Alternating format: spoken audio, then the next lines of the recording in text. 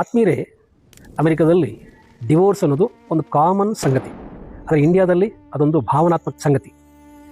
ಇಂಡಿಯಾದಲ್ಲಿಯೂ ಕೂಡ ಇತ್ತೀಚೆಗೆ divorce ratio 65% ಏರಿದೆ ಅನ್ನೋದೇ ಬಹಳ ಕಳವಳಕಾರಿ ಅಂಶ. ಈ ಡಿವೋರ್ಸ್ಗೆ ಅನೇಕ ಕಾರಣಗಳಿರ್ಬೋದು. ಅದರಲ್ಲಿ ಒಂದು ಮುಖ್ಯ ಕಾರಣ ನಿಮ್ಗೆ ಹೇಳೋದಕ್ಕೆ ಅಂತ ಈ ವಿಡಿಯೋ ಮಾಡ್ತಾ ಇದ್ದೀನಿ. ಅದೇನಪ್ಪ ಅಂತಂದರೆ, ಮನುಷ್ಯರನ್ನು 3 ವರ್ಗಗಳಾಗಿ ವಿಂಗಡಿಸ್ಬೋದು. ಮೊದಲನೇದು ವಿಜುವಲ್ ಕ್ಯಾಟಗರಿ ಅಂತ, ಕನ್ನಡದಲ್ಲಿ ದೃಶ್ಯಾತ್ಮಕರು ಅಂತಾರೆ ಇವನ್ನ. ಎರಡನೇದು ಕೆನೆಸ್ಥೆಟಿಕ್ ಕ್ಯಾಟಗರಿ, ಇವ್ರನ್ನ ಸ್ಪರ್ಶಾತ್ಮಕರು ಅಂತಾರೆ. ಮೂರನೇದು ಅಡಿಟರಿ ಕ್ಯಾಟಗರಿ ಅಂತ, ಇವ್ರನ್ನ ಶಬ್ದಾತ್ಮಕರು ಅಂತಾರೆ. ಉದಾಹರಣೆಗೆ ಹೆಂಗೆ ಅರ್ಥ ಮಾಡ್ಕೊಳ್ಳೋದು, ಇವರು ಹೆಂಗಿರ್ತಾರೆ ಅಂತಂದರೆ, ಈಗ ವಿಜುವಲ್ ಪರ್ಸನ್ನು ಪಾರ್ಕ್ಗೆ ಹೋದರೆ ತನ್ನ ಪ್ರೇಯಸಿನ ಹೇಗೆ ಭೇಟಿ ಮಾಡ್ತಾನೆ ನೋಡೋಣ. ಅವನೇನು ಮಾಡ್ತಾನಂದರೆ, ಪ್ರೇಯಸಿಯಿಂದ ಮುಖಾಮುಖಿಯಾಗಿ ಸ್ವಲ್ಪ ದೂರ ಕೂತ್ಕೊಂಡು ಆಕೆಯ ಬಾಹ್ಯ ಸೌಂದರ್ಯವನ್ನು ಆಸ್ವಾದಿಸ್ತಿರ್ತಾನೆ. ಅಂದರೆ ಈ ವಿಜುವಲ್ಸ್ ಎಲ್ಲನೂ ಸೌಂದರ್ಯೋಪಾಸಕರು. ಅದೇ ಕೆನೆಸ್ಥೆಟಿಕ್ ಪರ್ಸನ್ ಅಲ್ಲಿ ಹೋದರೆ ಅವನು ಆ ಹೆಣ್ಮಗಳ ಪಕ್ಕದಲ್ಲೇ ಕುತ್ಕೊಂಡು ಆಕೆಯ ಶರೀರ ಸ್ಪರ್ಶ ಆಗಬೇಕು ಅವನಿಗೆ. ಇಲ್ಲ ಅಂತಂದರೆ ಅವನಿಗೆ ಅದು ತೃಪ್ತಿ ಆಗೋದಿಲ್ಲ, ಅದು ಪೂರ್ಣ ಆಗೋದಿಲ್ಲ ಆ ಭೇಟಿ. ಅಂದರೆ ಸ್ಪರ್ಶಾನುಭವ ಆಗಬೇಕು ಇಫ್ ಈಸ್ ಎ ಕೆನೆಸ್ಥೆಟಿಕ್ ಪರ್ಸನ್. ಅದೇ ಅಡಿಟರಿ ಕ್ಯಾಟಗರಿ ಇದಾನಲ್ಲ, ಇವನಿಗೆ ಪಾರ್ಕ್ಗೆ ಹೋಗಿ ಹುಡುಗಿಯನ್ನು ಭೇಟಿ ಮಾಡುವ ಅವಶ್ಯಕತೆನೇ ಬರೋದಿಲ್ಲ. ಯಾಕೆ?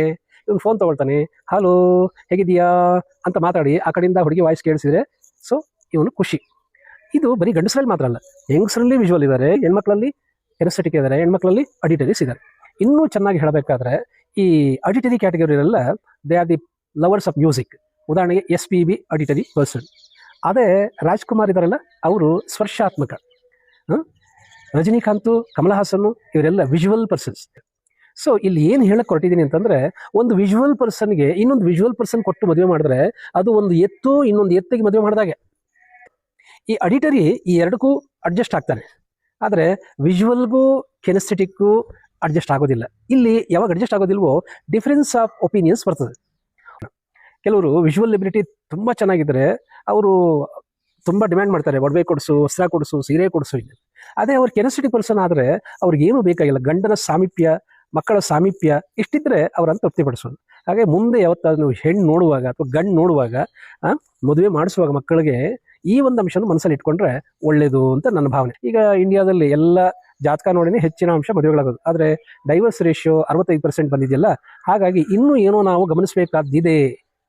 ಅದು ನಾನು ಹೇಳ್ತಾ ಇರೋದು.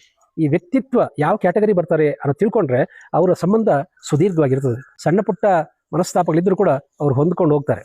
ಇದನ್ನ ಹೆಂಗೆ ಪತ್ತೆ ಹಚ್ಚೋದು? ಅದಕ್ಕೆ ಓರಿಯೆಂಟೇಷನ್ ಟೆಸ್ಟ್ ಅಂತ ಇದೆ. ಅಂದರೆ ಒಂದು ವ್ಯಕ್ತಿ ವಿಜುವಲ್ಲ, ಕೆನೆಸ್ಥೆಟಿಕ, ಅಡಿಟರಿನ ಅಂತ ತಿಳ್ಕೊಳ್ತಕ್ಕಂಥ ಒಂದು ಪ್ರಶ್ನೆ ಮಾಲಿಕೆ ಇದೆ. ಅದು ನೀವು ನಮ್ಮ ಸಂಪರ್ಕ ಮಾಡಿದ್ರೆ ನಾವು ಅದನ್ನು ಕಳಿಸ್ಕೊಡ್ತೀವಿ. ನೀವು ಅಲ್ಲೇ ಆನ್ಲೈನಲ್ಲಿ ಫಿಲ್ ಮಾಡಿಬಿಟ್ಟು ನಮಗೆ ಕಳಿಸಿದ್ರೆ ನಿಮ್ಮ ವ್ಯಕ್ತಿತ್ವ ಎಂಥದ್ದು ಅಂತ ನಾವು ಇಲ್ಲಿಂದಲೇ ಅದಕ್ಕೆ ಆನ್ಸರ್ ಮಾಡ್ತೀವಿ. ಸೊ ಹಾಗಾಗಿ ಆದಷ್ಟು prevention is better than cure ಅಂತಾರೆ.